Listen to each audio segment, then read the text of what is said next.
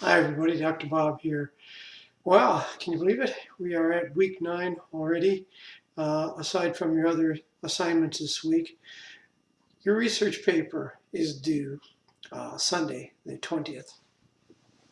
And that's what I want to talk to you about today. You see that I've had some ongoing dialogue with you online, and I've tried to exchange some of that through my announcements. I've also posted in the announcement an example of a paper that I received from a student that I thought was excellent. And it's just one of many that I've received. I just have over the last year or so used that particular paper. And it seems to help students if you follow that format that's laid out there. Excuse me. And that's what I wanted to talk to you about today is laying out the format. What you're writing is an academic research paper, which in essence is a proposal. You're looking out at the community and you're saying, look, we've got this social problem. Maybe it's opioid addiction. Maybe it's homelessness, graffiti.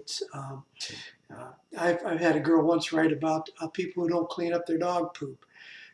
You see a problem in your community, however you define your community, and you've seen the different various definitions of community. You see it out there, and you're going to propose a way to research the problem, and you're going to propose a way to resolve the problem, which are two different things. So your first section, your intro, should be that. You should state the problem. And please don't tell me there are many sorts of social problems in the world. That's wasted space. I know there are. That's why I'm asking you to write about it. So get right to your point. Start off with the social problem I have chosen in my community is, boom, put it right out there. And then that's where you support it. Here's why I think it's a social problem.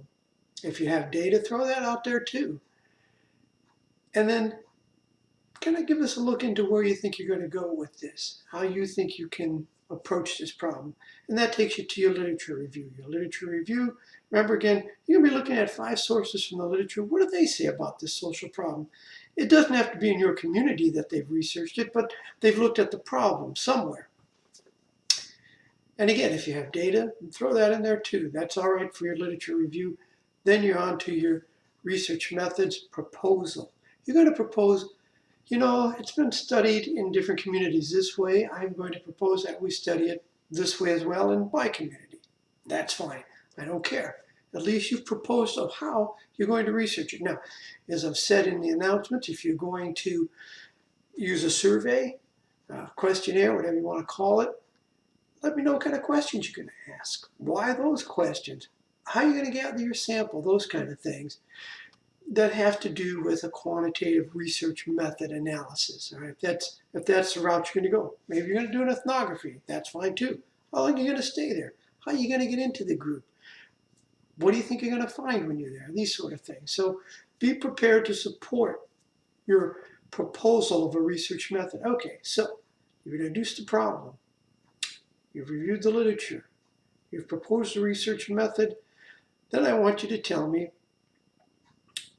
after all of this, how do you propose to resolve the problem in your community?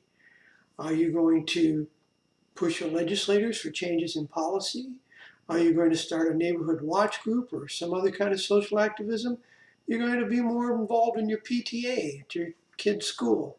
I had a lady once who didn't like the fact that at her daughter's middle school, she thought the girls dressed kind of slutty. And so she went to the PTA, she got involved with it and got them to change, and they all had a dress code, and the kids loved it, and the parents loved it, and it's worked out great.